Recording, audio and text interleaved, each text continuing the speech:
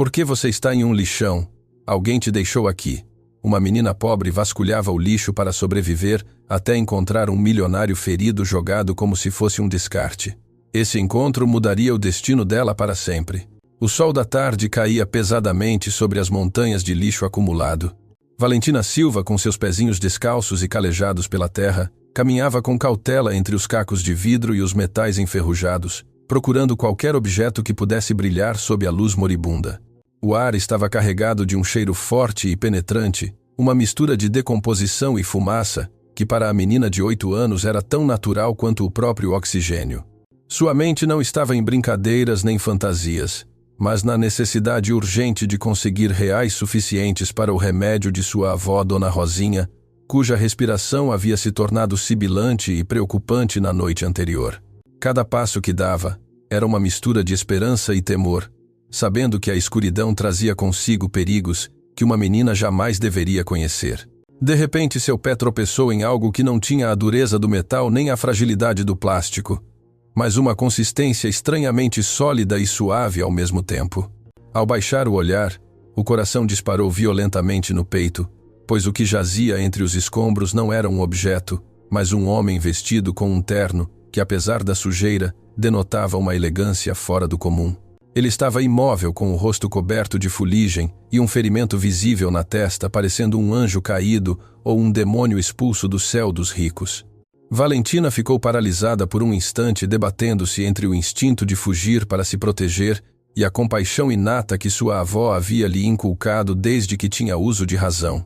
Ela se abaixou lentamente, contendo a respiração, e aproximou sua mão trêmula do pescoço do desconhecido para verificar se ainda havia vida naquele corpo abandonado. O homem soltou um gemido gutural, um som de dor profunda, que quebrou o silêncio sepulcral do lixão, e confirmou que a morte ainda não havia reclamado sua presa. Valentina observou um brilho dourado no pulso do sujeito, um relógio que reluzia com uma intensidade quase insultante em meio a tanta miséria e podridão. Ela sabia que se os outros catadores ou as gangues da área o encontrassem, não apenas roubariam aquele objeto precioso, mas provavelmente acabariam com a vida dele, sem pensar duas vezes. "Senhor, acorde, por favor." "Não pode ficar aqui", sussurrou ela, com urgência, sacudindo levemente o ombro do homem cujos olhos permaneciam fechados sob o peso da inconsciência. A menina olhou ao redor com nervosismo, perscrutando o horizonte em busca de testemunhas, consciente de que o tempo corria contra ela e a noite se aproximava. Com um esforço sobre-humano para sua pequena compleição, Valentina tentou movê-lo, mas o peso do homem era como o de uma rocha inamovível, ancorada ao chão. Procurou em sua mochila uma garrafa de água meio vazia, um tesouro que guardava para as horas mais quentes, e derramou um pouco de líquido sobre os lábios rachados do desconhecido. A reação foi quase imediata. As pálpebras do homem se agitaram e se abriram lentamente, revelando uns olhos claros e desorientados que não pareciam focar nada em particular. Onde estou?" perguntou ele com uma voz rouca e quebrada, tentando se levantar sem sucesso, pois a dor o obrigou a cair novamente contra o lixo. Valentina se ajoelhou ao lado dele, oferecendo-lhe mais água e falando com uma suavidade que contrastava com a dureza do ambiente que os rodeava.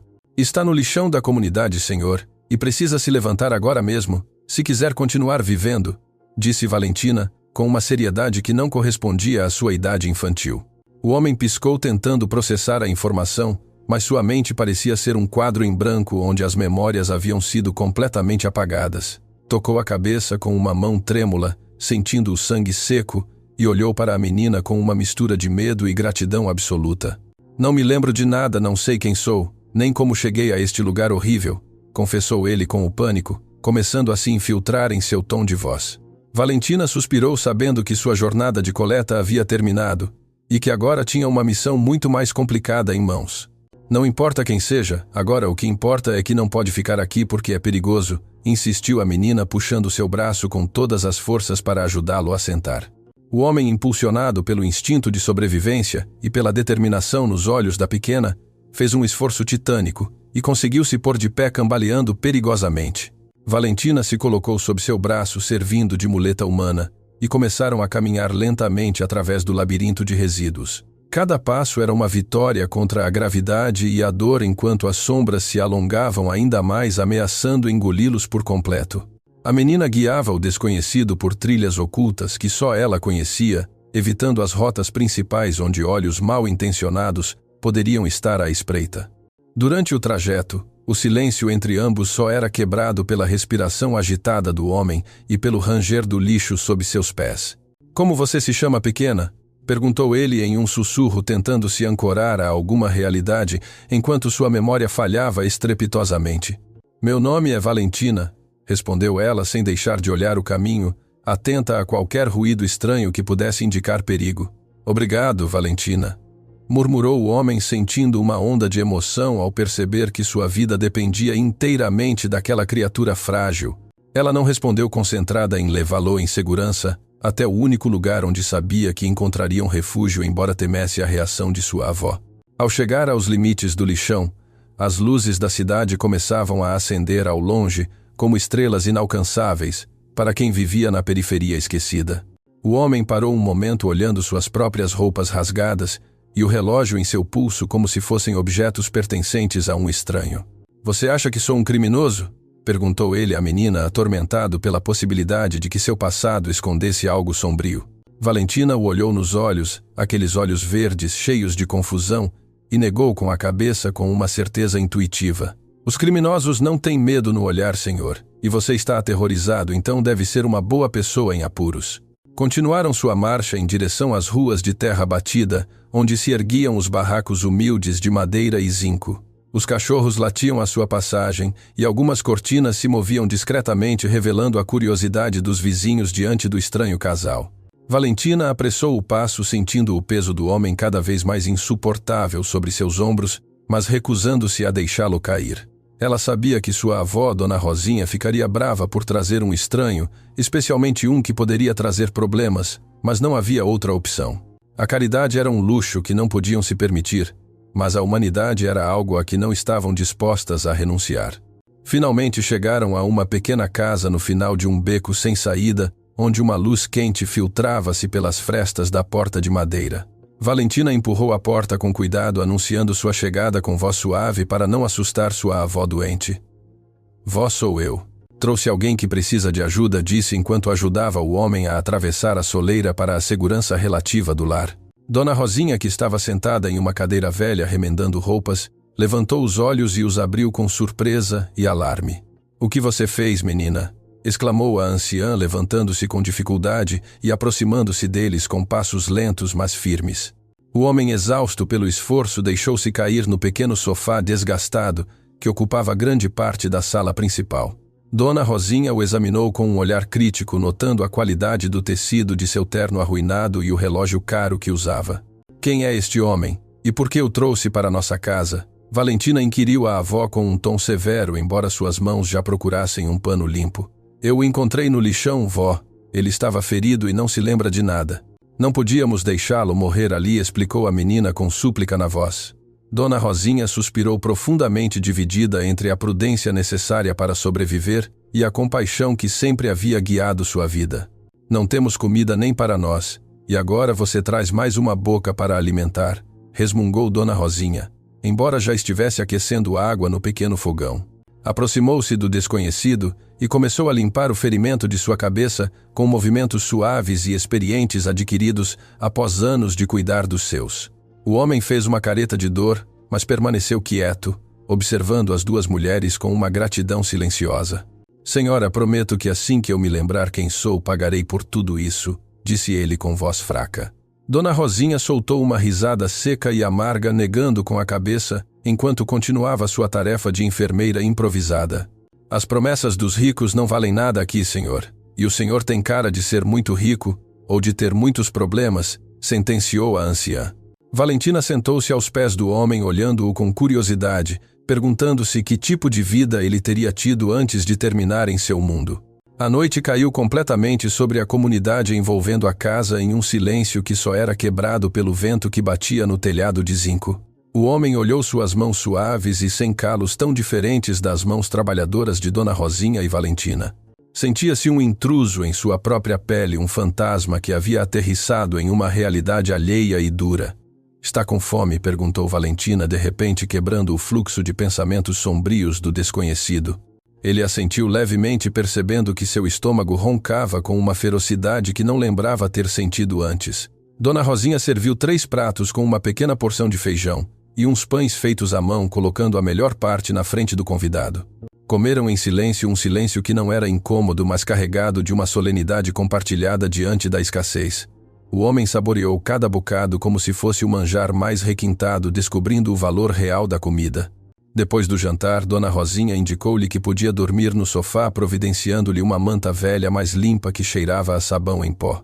Amanhã veremos o que fazemos com o senhor, mas por hoje está seguro aqui, disse a avó, apagando a luz principal. Valentina despediu-se com um sorriso tímido e desapareceu atrás de uma cortina que separava seu catre da sala.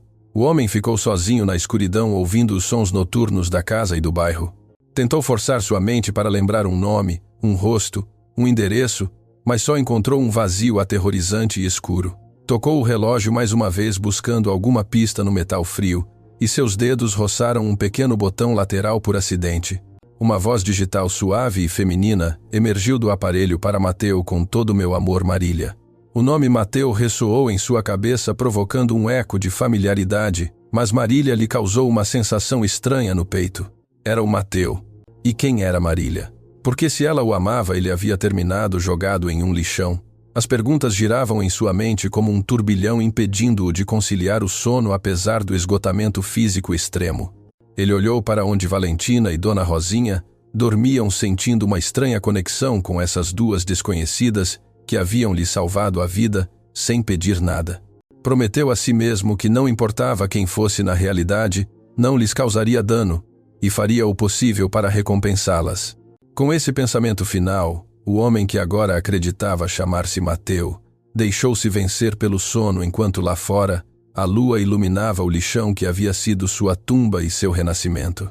A luz do amanhecer filtrava-se pelas frestas das paredes de madeira, despertando Mateu com uma sensação de desorientação total. Levou alguns segundos para lembrar onde estava e porque seu corpo doía como se tivesse sido atingido por um caminhão de carga. Ele se levantou do sofá, notando que Dona Rosinha já estava acordada e atarefada na pequena cozinha, preparando um café que cheirava a terra e canela. Valentina apareceu pouco depois com o cabelo bagunçado e uma energia que parecia desafiar a pobreza que a rodeava. Bom dia, Mateu, disse a menina com naturalidade, testando o nome que ele havia descoberto na noite anterior. Dona Rosinha virou-se para ele com uma xícara fumegante na mão e uma expressão indecifrável em seu rosto enrugado pelos anos. Então seu nome é Mateu? Perguntou ela, entregando-lhe o café com um gesto brusco, mas gentil. Acho que sim, senhora. O relógio disse esse nome, respondeu ele, sentindo-se um pouco ridículo ao basear sua identidade em uma gravação. A anciã assentiu e sentou-se à frente dele, cruzando os braços sobre o peito.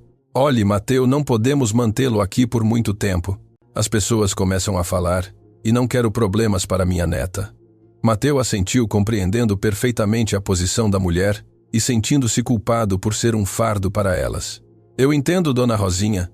Tentarei ir embora hoje mesmo. Só preciso saber para onde fica o centro da cidade, disse ele, tentando se pôr de pé. No entanto, assim que tentou, uma tontura intensa o obrigou a sentar-se de repente e o mundo girou ao seu redor vertiginosamente. Dona Rosinha estalou a língua e se aproximou para colocar uma mão fresca em sua testa, diagnosticando a situação instantaneamente. O senhor não vai a lugar nenhum assim. Está fraco, e esse ferimento pode infeccionar se sair à rua agora.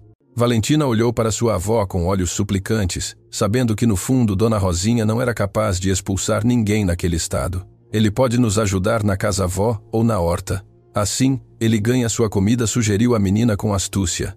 Mateu olhou suas mãos suaves novamente, e depois olhou para as duas mulheres, sentindo uma determinação crescer em seu interior. Farei o que for necessário. Não quero ser um parasita. Aprenderei a fazer o que vocês precisarem, prometeu com firmeza. Dona Rosinha o olhou fixamente por alguns segundos eternos, avaliando a sinceridade em seus olhos verdes, antes de soltar um suspiro de resignação. Está bem, ele fica mais uns dias, mas terá que trabalhar, sentenciou a avó apontando para o pequeno quintal. Naquele dia, Mateu descobriu que a vida na pobreza era um trabalho em tempo integral, uma luta constante contra a carência. Aprendeu a tirar água do poço, uma tarefa que o deixou com os braços tremendo e as mãos doloridas em questão de minutos. Valentina ria amavelmente de sua falta de jeito, guiando-o com paciência e mostrando-lhe os truques para não machucar as costas.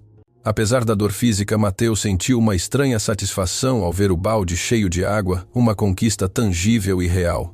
À tarde, enquanto Dona Rosinha descansava, Valentina levou Mateu à pequena horta que cultivavam no escasso terreno disponível atrás da casa.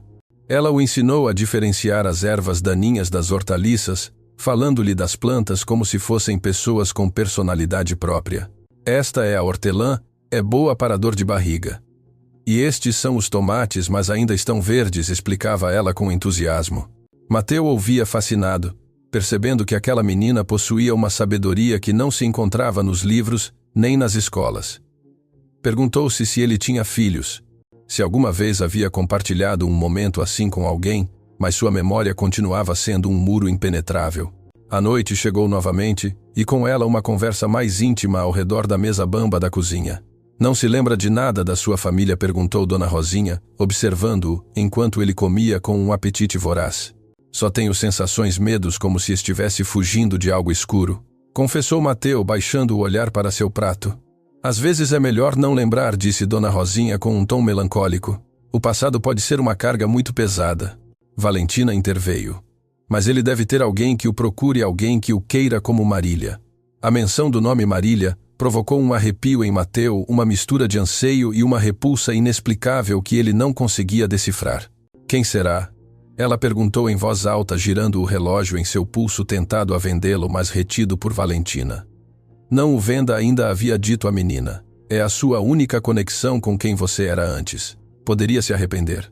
Mateu admirava a clareza mental de Valentina, sua capacidade de ver, além da necessidade imediata, diferentemente dele, que se sentia perdido. Talvez Marília seja a razão pela qual estou aqui, murmurou, e um silêncio pesado caiu sobre a mesa. No dia seguinte, um vizinho passou pela casa e olhou para Mateu com desconfiança, sussurrando algo no ouvido de Dona Rosinha antes de ir embora. Dizem que há homens perguntando por um desaparecido na comunidade, ao lado, informou Dona Rosinha com o rosto pálido. Mateu sentiu o coração parar. O medo instintivo que havia sentido ao acordar materializou-se em uma ameaça real. Devo me entregar. Talvez seja minha família me procurando, sugeriu ele, embora cada fibra de seu ser lhe gritasse para não fazê-lo. Se fossem sua família, teriam ido à polícia. Não estariam perguntando nos becos, raciocinou Dona Rosinha com sua astúcia habitual. Decidiram que Mateu não sairia de casa durante o dia, mantendo-se oculto no quintal ou dentro da moradia. O confinamento forçado lhe deu tempo para observar a dinâmica entre avó e neta, o amor incondicional que se professavam. Via como Valentina cuidava de Dona Rosinha, certificando-se de que tomasse seus remédios, e como Dona Rosinha se sacrificava para dar o melhor à menina. Era uma riqueza que não tinha nada a ver com dinheiro, uma lealdade que Mateu suspeitava não ter conhecido em sua vida anterior. Vocês são milionárias, e não sabem, disse ele uma tarde, provocando o riso de Valentina. Os milionários têm piscinas e carros, nós temos goteiras, respondeu a menina rindo, mas Mateu negou com a cabeça seriamente. Vocês têm algo que não se pode comprar. Tem uma a outra de verdade. Dona Rosinha o olhou de sua cadeira, e pela primeira vez, Mateu viu um sorriso genuíno no rosto da anciã. O senhor aprende rápido, Mateu, para ser um homem que esqueceu de tudo, disse ela com aprovação. Naquela noite, Mateu dormiu um pouco melhor, sentindo-se menos como um estranho e mais como um protetor em dívida. No entanto, seus sonhos foram invadidos por imagens fragmentadas, um escritório de vidro, gritos, uma taça com sabor amargo. Acordou suando, com o nome Maurício na ponta da língua e uma sensação de traição queimando seu peito. Ele se levantou e foi beber água, olhando pela janela para a rua escura e solitária. Sabia que seu tempo ali era limitado, que o passado vinha buscá-lo e que trazia consigo uma tempestade. Mas também sabia que pela primeira vez em muito tempo tinha algo valioso para defender. Ao amanhecer do terceiro dia, Mateu ofereceu-se para reparar o telhado de zinco que gotejava, querendo ser útil, apesar do risco de ser visto. Enquanto martelava com cuidado, ouviu uma conversa na rua que o gelou até os ossos. Eram vozes de homens educadas, mas ameaçadoras, perguntando por um homem com um relógio dourado. Mateus se escondeu contra o telhado, contendo a respiração, rezando para que não entrassem na casa. Valentina saiu ao quintal e, com uma naturalidade espantosa, começou a cantar uma canção infantil, cobrindo qualquer ruído que ele pudesse ter feito. Quando os homens se afastaram, Mateus desceu tremendo, não de medo por ele, mas pelo que poderia acontecer a elas se o encontrassem ali. Tenho que ir embora. Não posso colocá-las em perigo, disse a dona Rosinha assim que entrou na cozinha. Já é tarde para isso, rapaz. Se for agora, o pegarão na esquina, respondeu ela com calma. Ficaremos quietos e esperaremos o perigo passar. Somos invisíveis para gente como eles. Mateus maravilhou-se com a coragem dessas mulheres, uma coragem forjada na adversidade diária. Naquela tarde a atmosfera na casa mudou. Já não eram apenas anfitriãs e hóspede, eram cúmplices em um segredo perigoso. Mateus lhes contou o pouco que havia lembrado em seu sonho, o escritório, a discussão, o sabor amargo. Acredita que alguém lhe fez mal de propósito? Perguntou Valentina, com os olhos arregalados. Tenho quase certeza, Valentina, e acredito que foi alguém em quem eu confiava, admitiu ele com dor. A revelação uniu ainda mais o estranho trio, criando um laço invisível, mas indestrutível diante da ameaça exterior. Os dias se converteram em semanas e uma rotina peculiar se estabeleceu na pequena casa de madeira e zinco. Mateus, a quem os vizinhos já começavam a chamar de primo distante, graças a uma história inventada por Dona Rosinha, havia se transformado fisicamente. Sua pele pálida havia bronzeado sob o sol inclemente, e suas mãos haviam desenvolvido calos onde antes só havia suavidade. Trabalhava a terra com uma dedicação quase religiosa, encontrando no crescimento das plantas uma metáfora de sua própria reconstrução pessoal. Valentina era sua sombra e sua mestra, ensinando-o a negociar no mercado e a encontrar tesouros no que outros descartavam. Olha, Mateus, este cobre vale mais se tirarmos o plástico, explicava ela uma tarde sentados no chão do quintal rodeados de cabos velhos. Ele sorria maravilhado pela inteligência prática da menina e seguia suas instruções à risca. Havia descoberto que o trabalho manual tinha um efeito terapêutico em sua mente fragmentada, acalmando a ansiedade que o assaltava pelas noites. A relação com Dona Rosinha também havia evoluído. Já não havia desconfiança, mas um respeito mútuo e silencioso. Ela lhe preparava remédios caseiros para suas dores musculares e ele reparava cada canto da casa que precisava de atenção. No entanto, a ameaça dos homens de terno continuava latente como uma nuvem negra que se recusava a dissipar-se do horizonte. Mateus evitava sair às ruas principais e sempre usava um boné velho que Valentina lhe havia conseguido para ocultar seus traços. Às vezes sentia a tentação de recuperar sua vida anterior, de buscar respostas, mas o medo de perder a paz que havia encontrado o detinha. Sente falta da sua outra vida? Perguntou Valentina um dia, enquanto regavam os tomates que já começavam a avermelhar. Não se pode sentir falta do que não se lembra, Valentina, mas sinto falta da sensação de saber quem sou, respondeu ele reflexivamente. Uma tarde, enquanto ajudava a Dona Rosinha a debulhar milho, a anciã sofreu um pequeno mal-estar que alarmou Mateus profundamente. Está tomando seus remédios? Dona Rosinha perguntou ele, segurando-a pelo braço com preocupação evidente. Custam muito dinheiro, filho. Prefiro que comamos bem a gastar em comprimidos, admitiu ela, com uma honestidade brutal. Mateus sentiu uma pontada de culpa e frustração. Tinha um relógio que valia milhares no pulso, mas não podia vendê-lo sem arriscar ser descoberto. Naquela noite prometeu encontrar uma maneira de ajudar sem expô-las, embora não soubesse como. A conexão com Valentina ficava mais forte a cada dia.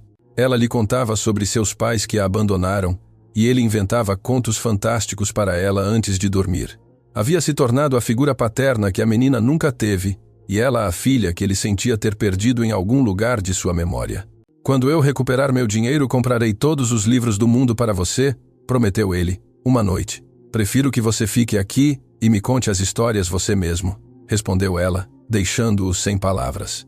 O amor que crescia naquela casa era palpável, um escudo contra a miséria exterior. Mas o mundo exterior tinha formas cruéis de invadir seu refúgio. Uma manhã, Mateus viu um dos homens de terno conversando com o dono da venda da esquina. Reconheceu o perfil afiado e a postura arrogante. Era um dos seguranças de sua antiga empresa, uma lembrança que atingiu sua mente como um raio. Correu para dentro com o coração batendo descontroladamente e alertou Dona Rosinha e Valentina para que se escondessem. Passaram horas em silêncio com as luzes apagadas, ouvindo os passos alheios se aproximarem e depois se afastarem. O medo nos olhos de Valentina acendeu uma fúria fria em Mateu. Ele não permitiria que ninguém lhes fizesse mal. Tenho que ir embora, Dona Rosinha. Estou colocando um alvo nas costas delas, sussurrou ele quando o perigo pareceu passar.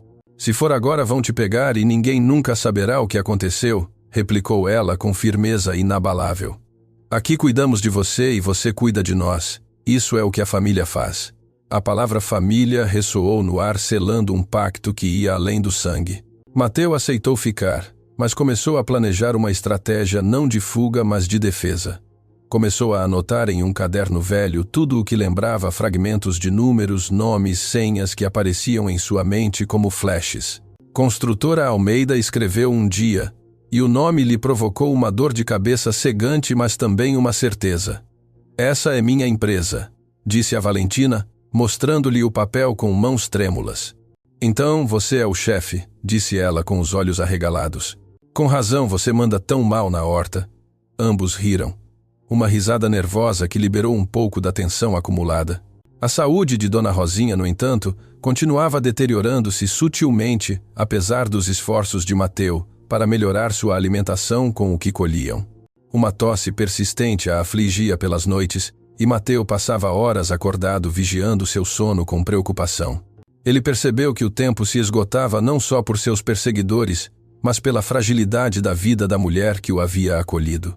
Decidiu que arriscaria sua liberdade para conseguir um médico de verdade para ela, custasse o que custasse. Um dia, enquanto trabalhavam na coleta de papelão, Valentina encontrou um jornal velho e o mostrou a Mateu com urgência. Na página de sociais havia uma foto de uma mulher elegante e um homem sorridente sob o título "Empresários lamentam desaparecimento de sócio". Mateu olhou a foto e sentiu náuseas. Eram Marília e Maurício, e seus sorrisos pareciam máscaras de predadores. São eles, disse com voz gelada, minha esposa e meu melhor amigo. Valentina tocou sua mão. São maus? Perguntou ela. São piores que maus, Valentina. São traidores. A revelação trouxe consigo uma mistura de ira e clareza. Agora ele sabia quem era o inimigo e por que o procuravam. Não queriam que ele retornasse. Queriam ter certeza de que ele nunca o faria para ficar com tudo o que era dele. Mateu olhou para Valentina tão pequena e vulnerável e jurou que recuperaria seu poder não pelo dinheiro, mas para proteger L.A. Vamos preparar uma surpresa para eles, disse a menina, com uma determinação nova em seu olhar. Mas antes que pudesse colocar qualquer plano em prática, a tragédia bateu à porta da casa humilde. Dona Rosinha desmaiou na cozinha, levando a mão ao peito e caindo no chão com um baque seco. Mateu e Valentina correram até ela gritando seu nome, mas a anciã não respondia. O pânico apoderou-se da cena, apagando qualquer pensamento sobre conspirações ou empresas. Nesse momento, só existia a vida de Dona Rosinha, pendurada por um fio. Mateu carregou Dona Rosinha em seus braços, sem se importar quem pudesse vê-lo na rua, e correu para a avenida principal buscando ajuda. Valentina corria ao seu lado chorando e segurando a mão fria de sua avó. Um táxi parou diante do desespero do homem e o motorista, vendo a emergência, aceitou levá-los ao hospital mais próximo. Durante o trajeto, Mateu sussurrava promessas a Dona Rosinha. Resista, por favor, não nos deixe sozinhos. Chegaram à emergência e Mateu exigiu atenção com uma autoridade que havia esquecido que possuía uma autoridade de alguém acostumado a mandar. Os médicos levaram Dona Rosinha em uma maca, deixando Mateu e Valentina sozinhos na fria sala de espera. A menina o abraçou tremendo de medo, e Mateu a envolveu em seus braços, sentindo seu próprio coração se partir. Tudo vai ficar bem, pequena, eu prometo, disse, embora não estivesse certo de poder cumprir essa promessa. Naquela noite, sentado na cadeira de plástico do hospital, Mateu compreendeu que sua vida anterior já não importava se não pudesse salvar as pessoas que amava agora. Ele olhou o relógio dourado, aquele objeto que havia sido sua única identidade, e tomou uma decisão drástica. Levantou-se com cuidado para não acordar Valentina e caminhou para a saída, decidido a converter aquele ouro em vida. Os laços invisíveis que o uniam a essa família eram agora correntes de amor inquebráveis. O hospital público era um caos de gente, odores antissépticos e lamentos, um lugar onde a esperança e a resignação travavam uma batalha constante. Mateu retornou à sala de espera depois de uma hora com o pulso nu e um maço de notas no bolso, sentindo um estranho alívio por ter se desfeito do relógio. Havia vendido seu passado para assegurar o futuro de Dona Rosinha, conseguindo um preço justo em uma casa de penhores noturna, graças à sua habilidade inata para negociar. Valentina acordou ao sentir sua presença e o olhou com olhos avermelhados, notando imediatamente a ausência do objeto dourado. «Vendeu?» perguntou ela com um fio de voz, entendendo o sacrifício sem necessidade de explicações. Era apenas um objeto, Valentina. Sua avó vale mais que todo o ouro do mundo, assegurou ele, acariciando seu cabelo bagunçado. Nesse momento, um médico com aparência cansada saiu para procurá-los com uma expressão grave que fez o estômago de Mateu contrair. A senhora Dona Rosinha está estável, mas seu coração está muito fraco. Precisa de uma cirurgia e medicamentos que o SUS não cobre completamente, informou o doutor. Mateu sacou o dinheiro sem hesitar. Faça o que tiver que fazer, doutor. Aqui está o pagamento inicial e conseguirei mais se for necessário. O médico olhou o dinheiro e depois para Mateu, surpreso pela discrepância entre sua aparência de desabrigado e seus recursos. Muito bem, prepararemos o centro cirúrgico, mas devem saber que é uma operação de alto risco para a idade dela. Valentina soltou um suspiro, e Mateu a abraçou com força, transmitindo-lhe uma segurança que ele mesmo mal conseguia manter. As horas seguintes foram uma tortura lenta, marcadas pelo tic-tac de um relógio de parede que parecia zombar de sua ansiedade. Mateu aproveitou o tempo para refletir sobre os flashes de memória que se tornavam mais frequentes e nítidos. Lembrou-se do rosto de Renata, sua filha, uma adolescente que o olhava com decepção em sua última memória clara. Por que ela o olhava assim? A dor daquela lembrança era mais aguda que qualquer ferimento físico. Percebeu que havia sido um pai ausente, um homem consumido pela ambição e pelos negócios, deixando de lado o essencial. Se eu sair dessa, vou consertar tudo, jurou a si mesmo, olhando Valentina dormir novamente em seu colo. A operação de Dona Rosinha se prolongou até o amanhecer, mantendo a todos em suspense. Quando finalmente o médico saiu com notícias positivas, Mateu sentiu que lhe tiravam uma laje de cima. Saiu bem. É uma mulher muito forte, disse o cirurgião com um sorriso cansado. Valentina saltou de alegria e abraçou Mateu. E nesse abraço algo se desbloqueou na mente dele. Um cheiro, talvez o desinfetante ou o perfume barato de uma enfermeira que passava, detonou uma avalanche de lembranças. Viu a reunião, a taça que Maurício lhe ofereceu com aquele sorriso falso, e ouviu as palavras de Marília. É melhor assim, Mateu, você está muito estressado. A traição se desdobrou diante dele com uma clareza cinematográfica e brutal. Não havia sido um acidente nem um assalto. Havia sido uma tentativa de assassinato premeditado pelas duas pessoas mais próximas a ele. Sentiu uma náusea profunda, não física, mas moral, ao compreender a magnitude da maldade humana. Mas junto com a ira veio a lembrança de quem era realmente Mateu Almeida, um homem que havia construído um império do nada. A amnésia se dissipou como névoa diante do sol, deixando-o exposto à crua realidade. «Mateu, você está bem?» «Ficou muito pálido», perguntou Valentina, notando a mudança em sua postura e em seu olhar. Ele a olhou, mas já não com os olhos confusos do náufrago, mas com a intensidade do capitão que retoma o comando. «Lembro-me de tudo, Valentina. Sei quem sou e sei o que me fizeram», confessou com voz firme. A menina o olhou com uma mistura de assombro e medo. «Vai embora. Agora que sabe que é rico». Mateu ajoelhou-se à frente dela para ficar à sua altura. «Vou embora para recuperar o que é meu, mas não para voltar a ser o de antes», prometeu. «Vou me assegurar de que você e Dona Rosinha nunca mais passem necessidade». Valentina assentiu, confiando nele, embora uma parte dela temesse perdê-lo para sempre naquele mundo de riqueza que desconhecia. Passaram os dias de recuperação de Dona Rosinha no hospital, e Mateu utilizou esse tempo para planejar seu retorno meticulosamente. Não podia aparecer simplesmente, tinha que fazê-lo, de maneira que não pudessem atacá-lo novamente. Usou o telefone público do hospital para fazer uma chamada para um antigo aliado, um advogado que havia sido marginalizado por Maurício. A voz do outro lado da linha tremeu ao ouvi-lo.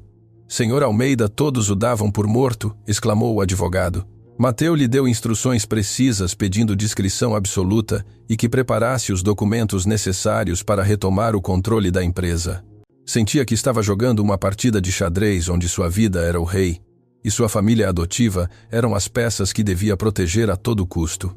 Quando Dona Rosinha teve alta, Mateu as levou de volta para casa em um táxi, pagando com o último que restava do relógio. A anciã o olhava com curiosidade, notando a mudança em seu porte e a segurança que emanava agora. Já sabe quem é, não é? Disse ela quando o deitaram em sua cama. Sim, Dona Rosinha, e lamento ter lhes trazido problemas, mas vou solucionar tudo. Ela lhe sorriu debilmente. O senhor não trouxe problemas.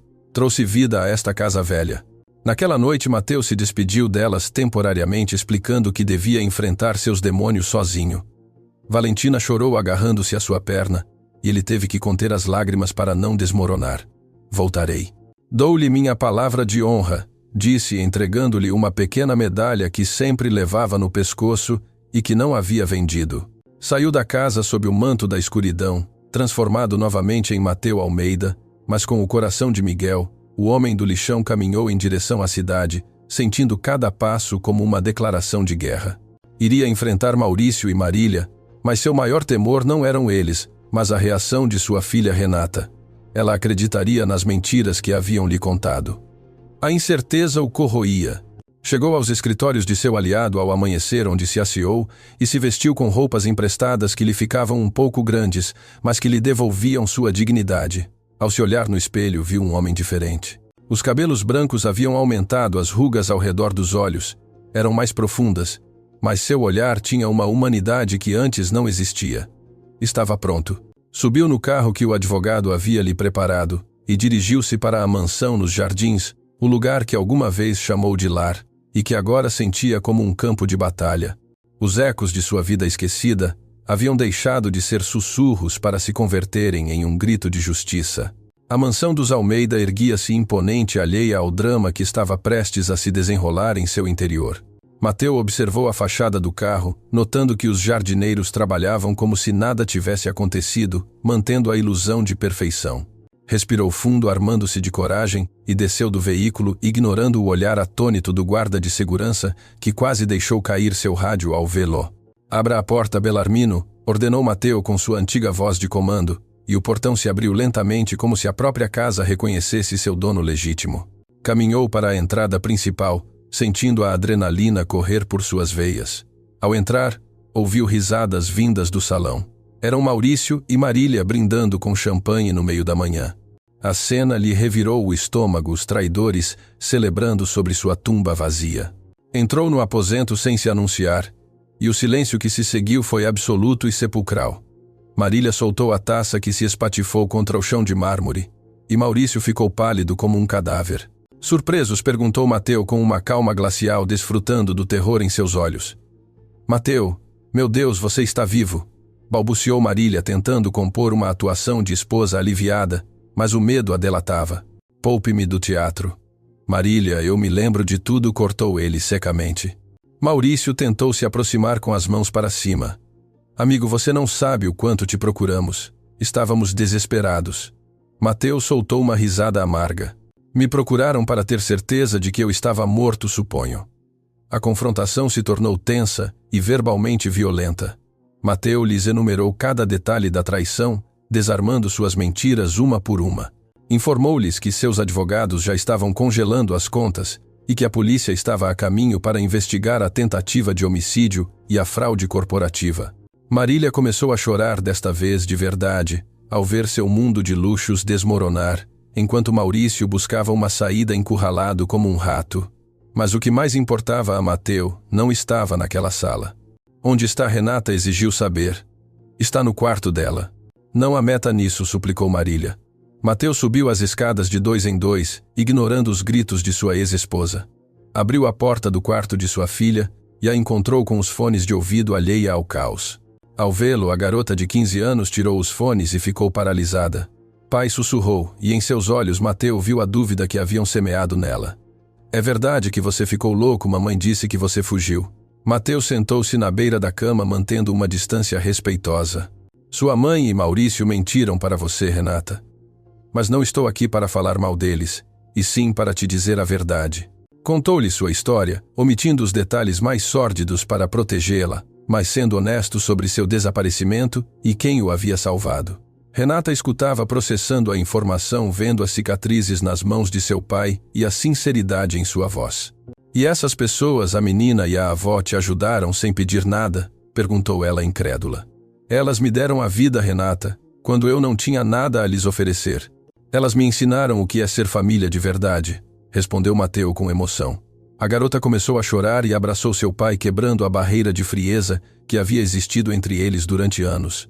Nesse abraço, Mateu sentiu que havia recuperado o mais importante. Desceram juntos as escadas justo quando a polícia chegava para levar Maurício, que gritava ameaças vazias enquanto era algemado. Marília ficou sentada no sofá derrotada, olhando como levavam seu amante e como seu marido e filha a olhavam com decepção. Vá embora da minha casa, Marília disse Mateu. Fale com meus advogados. Eu lhe darei o justo, mas não quero ver Póntula aqui. A mulher, despojada de sua arrogância, saiu da mansão com o oposto, enfrentando pela primeira vez as consequências de seus atos. A casa ficou em silêncio, mas desta vez era um silêncio de limpeza de um novo começo.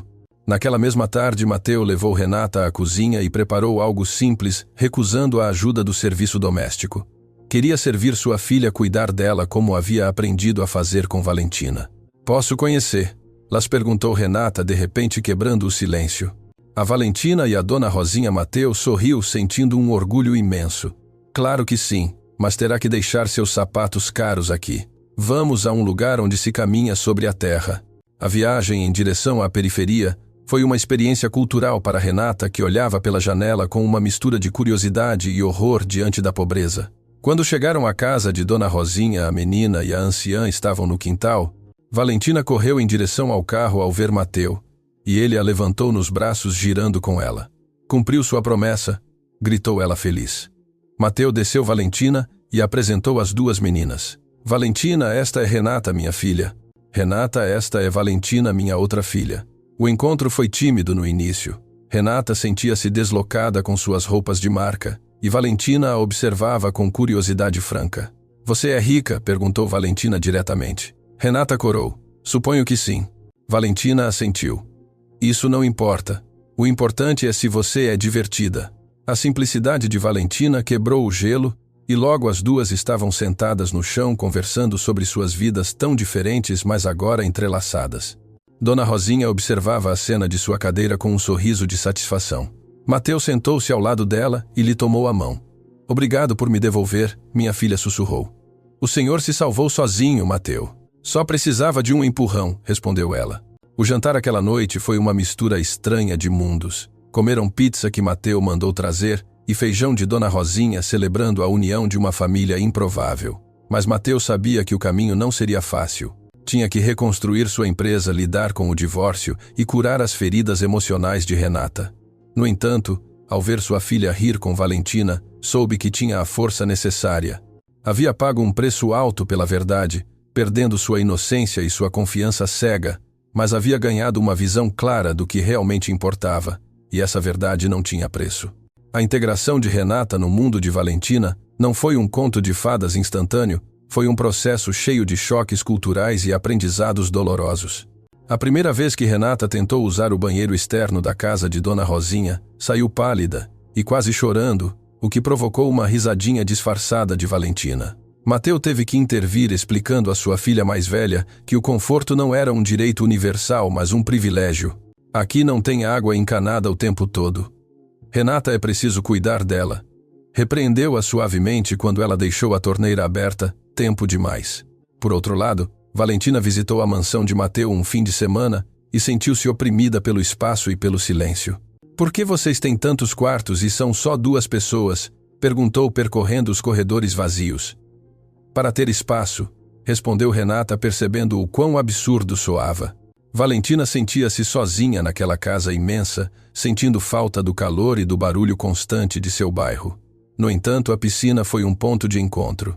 Ali na água, as diferenças sociais se diluíam e eram apenas duas meninas brincando. A escola foi outro tema de conflito e crescimento. Renata, que ia a um colégio particular de elite, começou a ajudar Valentina com suas tarefas da escola pública. Horrorizou-se ao ver os livros desgastados e o nível acadêmico inferior e exigiu de seu pai que fizesse algo. Ela é muito inteligente, pai. Se aborrece naquela escola, argumentou Renata com paixão. Mateu, orgulhoso da defesa de sua filha, decidiu pagar uma bolsa de estudos para Valentina em uma escola melhor. Embora Dona Rosinha tenha se oposto no início por orgulho. Não é caridade, Dona Rosinha, é justiça, disse Mateu. Valentina tem um dom, e é nossa responsabilidade cultivá-lo. Finalmente a avó aceitou e Valentina começou a frequentar um colégio particular, onde enfrentou o desprezo de alguns colegas ricos. Renata tornou-se sua protetora feroz, enfrentando suas próprias amigas elitistas. Se mexerem com ela, mexem comigo, declarou Renata na cantina, selando sua lealdade publicamente e perdendo algumas amizades superficiais no processo. Enquanto isso, Mateu lutava para limpar sua empresa da corrupção de Maurício. Descobriu que seu sócio havia estado lavando dinheiro e que a situação financeira era precária. Teve que demitir pessoas e reestruturar tudo trabalhando jornadas longas que o deixavam exausto. Mas, diferentemente de antes, agora chegava em casa, às vezes na mansão, às vezes na casa de Dona Rosinha, e desconectava o telefone para jantar com sua família. Havia aprendido que o sucesso empresarial não servia de nada se chegava a uma casa vazia. Um dia, Renata chegou à casa de Dona Rosinha com uma sacola de roupas de marca que já não usava. Toma para você ficar bonita, disse a Valentina com boa intenção, mas pouco tato. Valentina olhou a roupa e depois para Renata. Obrigada, mas não preciso me vestir como você para ser bonita. E esta roupa não serve para brincar na terra. Renata sentiu-se rejeitada e ferida sem entender a lição. Dona Rosinha interveio com sabedoria. Filha, o presente deve agradar a quem o recebe, não a quem o dá. Naquela tarde, Valentina ensinou Renata a fazer bonecas com retalhos de pano velho. No início, Renata olhava os materiais com desdém, mas logo se viu imersa na criatividade de fazer algo com suas próprias mãos. Quando terminaram, Renata olhava sua boneca torta com mais orgulho do que a qualquer um de seus brinquedos caros. Fui eu que fiz, disse sorrindo. Viu, isso tem mais valor, apontou Valentina. Foi um momento de epifania para a adolescente rica. O valor do esforço e da criação. A relação entre as duas meninas se aprofundou quando Renata teve seu primeiro desamor. Um garoto de sua escola a rejeitou, e ela se refugiou na casa de Dona Rosinha chorando desconsoladamente. Valentina, que nunca havia tido namorado, a escutou e lhe ofereceu conselhos práticos e diretos. Se ele não te quer é um bobo e você não tem tempo para bobos, disse ela enquanto lhe dava um pedaço de pão doce. Renata riu entre lágrimas, percebendo que a honestidade brutal de Valentina era o melhor remédio. Mateu observava essas trocas com o coração cheio. Via como seus dois mundos antes irreconciliáveis se teciam em uma nova realidade. Convidou Dona Rosinha para jantar na mansão, enviando um carro por ela. A anciã chegou com seu melhor vestido simples e limpo e sentou-se à cabeceira da mesa com uma dignidade que nenhuma mulher da sociedade poderia igualar. Tratou o pessoal de serviço com um respeito que envergonhou Renata por suas próprias atitudes passadas, ensinando-lhe outra lição sem dizer uma palavra. No entanto, nem tudo era harmonia. Marília, vivendo em um apartamento pequeno e trabalhando como vendedora, começou a ligar para Renata chorando, culpando Mateu por sua desgraça. Renata sentia-se dividida, culpada por desfrutar de sua nova vida enquanto sua mãe sofria. Você tem que ver, lá aconselhou Valentina surpreendentemente. Por que ela foi má com seu pai, disse Renata. Porque é sua mãe e todos merecem uma segunda chance. Se realmente quiserem mudar, respondeu a menina sábia. Renata decidiu visitar sua mãe, encontrando-a em um estado deplorável, cercada de caixas sem desembalar e amargura. A confrontação foi dura. Renata lhe disse que não podia continuar culpando os outros e que tinha que assumir sua responsabilidade. Marília, atingida pela maturidade de sua filha, percebeu que havia perdido o controle sobre ela. Foi o início da verdadeira mudança para Marília, impulsionada pela vergonha e pelo desejo de recuperar o respeito de sua filha. O capítulo fechou com uma festa de aniversário compartilhada. Valentina completava 9 e Renata 16. Mateu organizou uma festa no jardim da mansão, mas com comida caseira feita por Dona Rosinha e jogos tradicionais.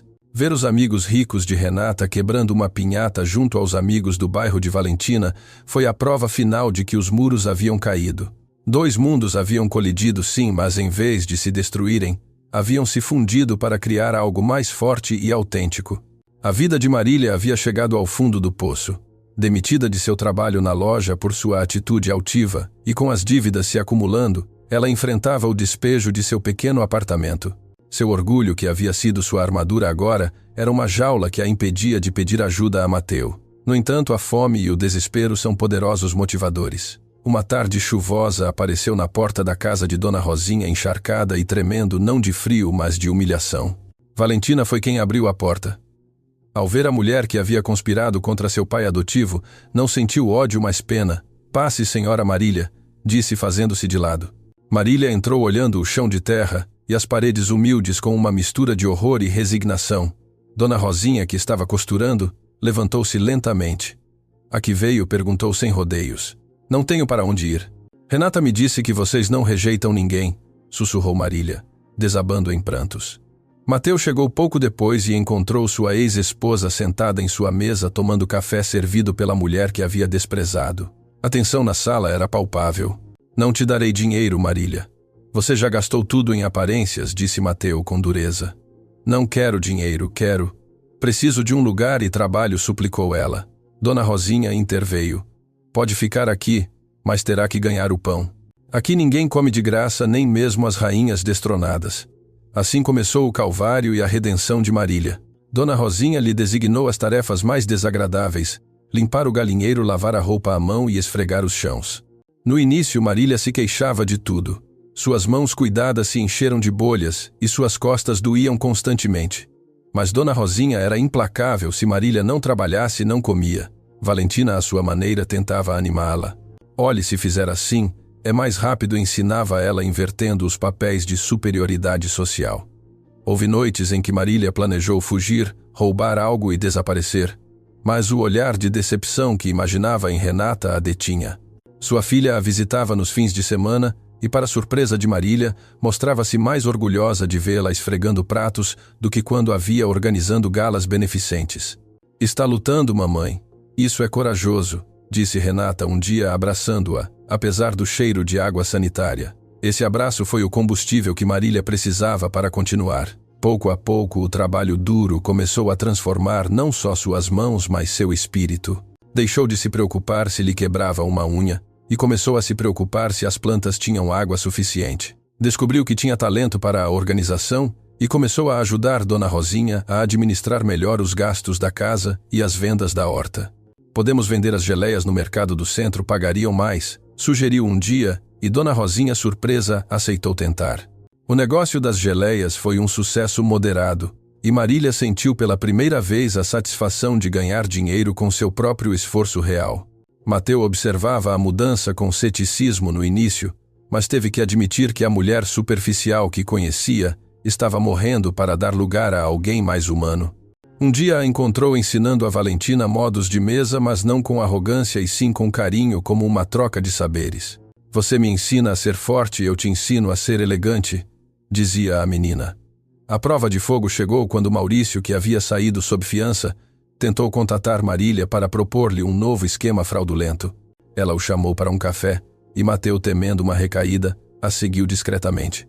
Ouviu como Marília rejeitava Maurício com firmeza. "Já não sou essa pessoa, Maurício. Sou pobre, mas durmo tranquila pelas noites", disse ela antes de ir. Mateu sentiu-se envergonhado por duvidar dela, e naquela noite lhe ofereceu um trabalho legítimo em sua empresa, em um cargo baixo mas digno. Marília rejeitou a oferta de Mateu. "Preciso fazer por mim mesma, Mateu. Se eu voltar à sua sombra, nunca saberei se posso me virar sozinha." Decidiu usar suas habilidades para começar um pequeno negócio de organização de eventos econômicos na comunidade, usando a rede de contatos de Dona Rosinha. Foi humilde no início, organizando festas de 15 anos e batizados, mas colocava nisso toda a sua antiga experiência de alta sociedade adaptada aos recursos limitados. A comunidade, que no início a olhava com receio, começou a aceitá-la. A chamavam de Dona Patrícia e recorriam a ela para conselhos de estilo ou decoração. Marília descobriu que a admiração de seus vizinhos pobres era mais genuína que a adulação de seus antigos amigos ricos. Havia conquistado seu lugar no mundo não por seu sobrenome ou pelo dinheiro de seu marido, mas por seu trabalho e seu serviço aos outros. Um ano depois de sua chegada, Marília pôde alugar seu próprio lugar, um apartamento simples perto da casa de Dona Rosinha. A despedida foi emotiva. Abraçou Dona Rosinha com força, sussurrando-lhe um obrigado que vinha do fundo de sua alma. "Sempre terá um prato na minha mesa", respondeu a anciã. Valentina lhe presenteou com um desenho das três juntas, Dona Rosinha, Valentina e Marília, intitulando-o As mulheres fortes. Mateu, ao ver a transformação de sua ex-esposa, finalmente pôde perdoá-la por completo. O ódio e o rancor se dissolveram, dando lugar a um respeito cauteloso e uma amizade pelo bem de Renata. Marília havia caído do mais alto, mas ao tocar o chão havia encontrado os alicerces para construir uma vida verdadeira. Sua redenção não foi um milagre, foi uma construção diária, tijolo a tijolo, de humildade e coragem. Os anos passaram voando como folhas levadas pelo vento de outono. A pequena casa de Dona Rosinha havia visto transformações incríveis. Agora tinha um telhado novo, um piso de cimento polido e um quarto extra que Mateu havia insistido em construir, mas a essência do lar permanecia intacta. Valentina, já uma jovem universitária, estudava medicina com a mesma paixão com que antes buscava tesouros no lixo. Seu sonho de curar os seus estava se materializando graças ao seu esforço e ao apoio incondicional de sua peculiar família. Renata havia se formado em arquitetura e trabalhava lado a lado com Mateu na construtora Almeida, projetando moradias sociais dignas. A empresa Almeida já não buscava apenas o lucro, mas o impacto social, tornando-se um modelo ético no setor. As duas irmãs, unidas não pelo sangue, mas pelo destino, eram inseparáveis, compartilhando segredos, roupas e sonhos. Mateu, com o cabelo já completamente branco, as olhava com o orgulho de quem cultivou o jardim mais belo do mundo. No entanto, o tempo que é generoso em sabedoria é avarento em saúde. Dona Rosinha, a matriarca de ferro, começou a apagar-se lentamente.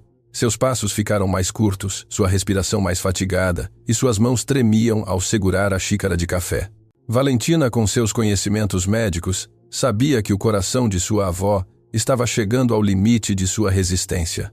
Tentou todos os tratamentos, consultou com seus professores, mas a velhice é uma doença que não tem cura, apenas cuidados. A casa se converteu em um santuário de paz para Dona Rosinha.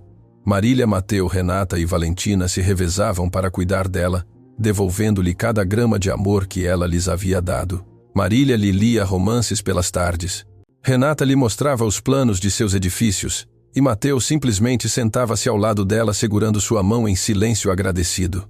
Dona Rosinha nunca se queixava e enfrentava o final com a mesma coragem com que havia enfrentado a pobreza. Não chorem por mim quando eu for, disse-lhes uma noite em que todos estavam reunidos ao redor de sua cama. Tive uma vida rica, cheia de gente que me ama. Que mais pode pedir uma velha? Valentina lutava para conter as lágrimas, sentindo que lhe arrancavam uma parte de seu ser. Não vá ainda, vó. Tem que me ver formada, suplicou. Dona Rosinha lhe acariciou a bochecha com ternura infinita.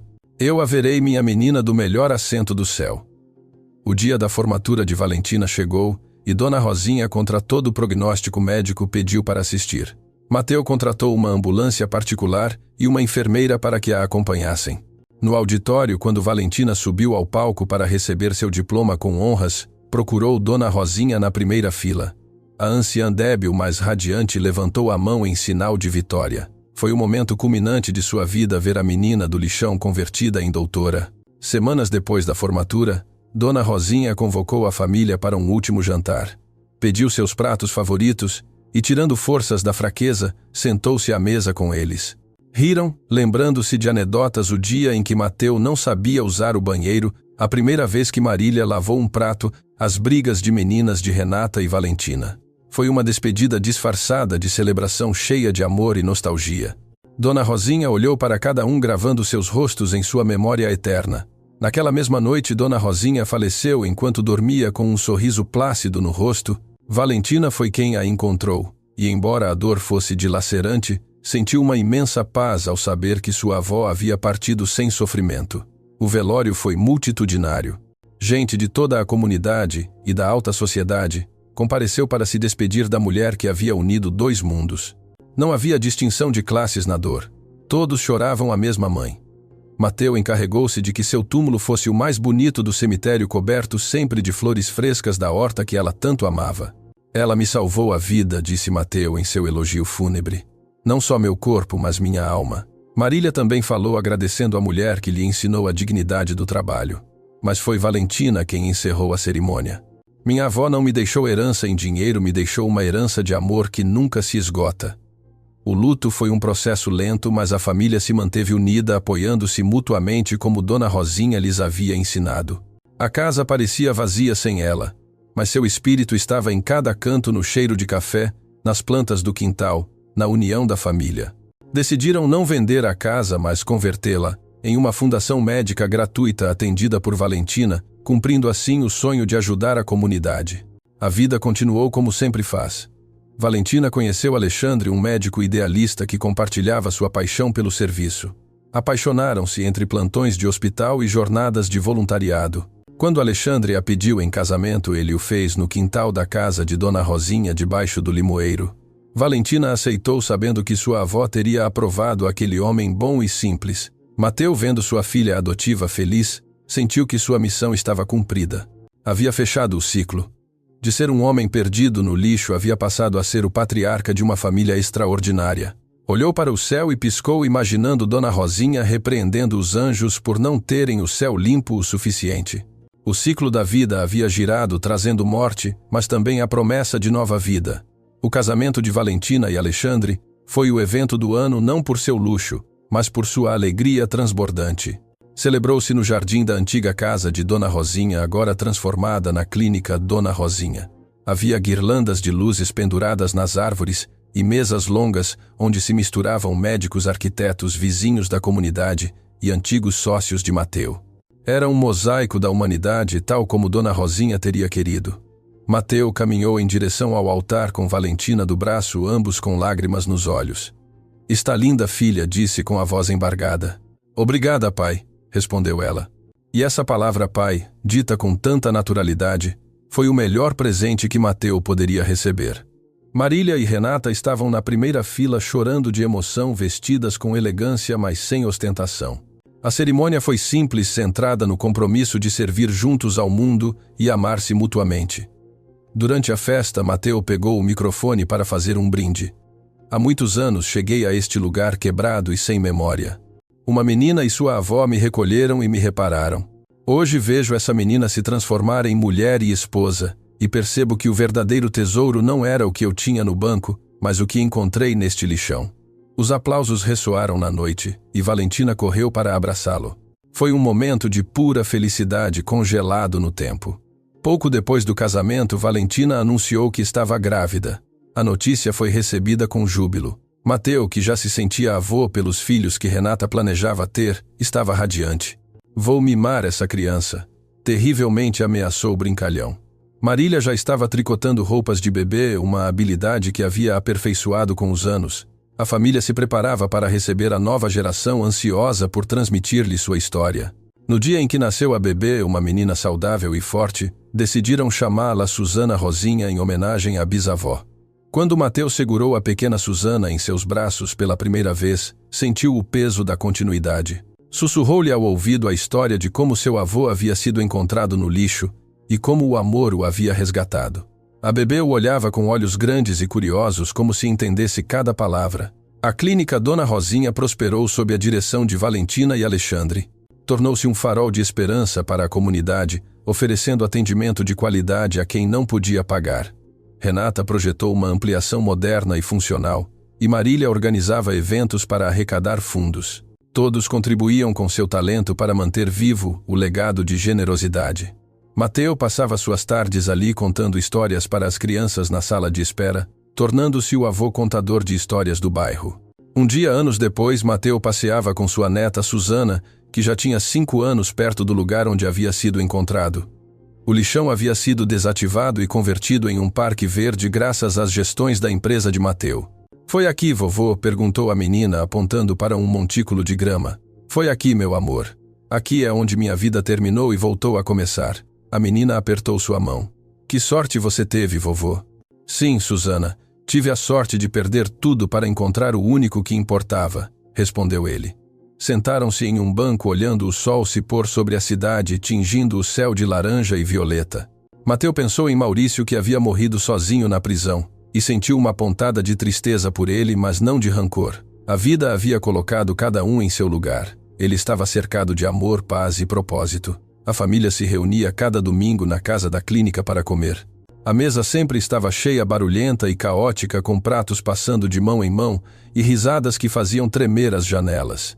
Era uma família imperfeita, remendada, costurada com fios de diferentes cores e texturas, mas indestrutível. Haviam aprendido que a riqueza não se mede em contas bancárias, mas na quantidade de mãos que te seguram quando você cai. Na parede principal da clínica, havia uma foto grande de Dona Rosinha sorrindo com aquele olhar malicioso que sabia de tudo. Abaixo, uma placa dourada rezava: "Aqui se cura a consciência, mas se cura com amor." Mateu olhou a foto, levantou sua taça de vinho para ela e sorriu. Havia cumprido sua promessa, havia protegido as suas, havia aprendido a amar e havia deixado um legado que perduraria além de sua própria vida. Valentina se aproximou dele e passou o braço pelos ombros. "No que pensa, velho?" perguntou carinhosamente. "Em que sou o homem mais rico do mundo, doutora", respondeu ele. E enquanto o sol terminava de se esconder dando lugar às estrelas, Mateu soube que sua história, a história do milionário e da menina do lixão, não era um conto de fadas, mas sim uma lição de humanidade que continuaria ressoando nos corações de quem a conhecesse para sempre. O legado eterno não era o dinheiro, era o amor transformado em ação. Se gostaram desta história, agradeceríamos muito se a avaliassem de 1 a 10. Apoiem-nos com um like e inscrevam-se no nosso canal Histórias Realistas. Comentem de qual lugar vocês estão nos assistindo. Obrigado pelo apoio incondicional em cada história. Bênçãos para você e sua família.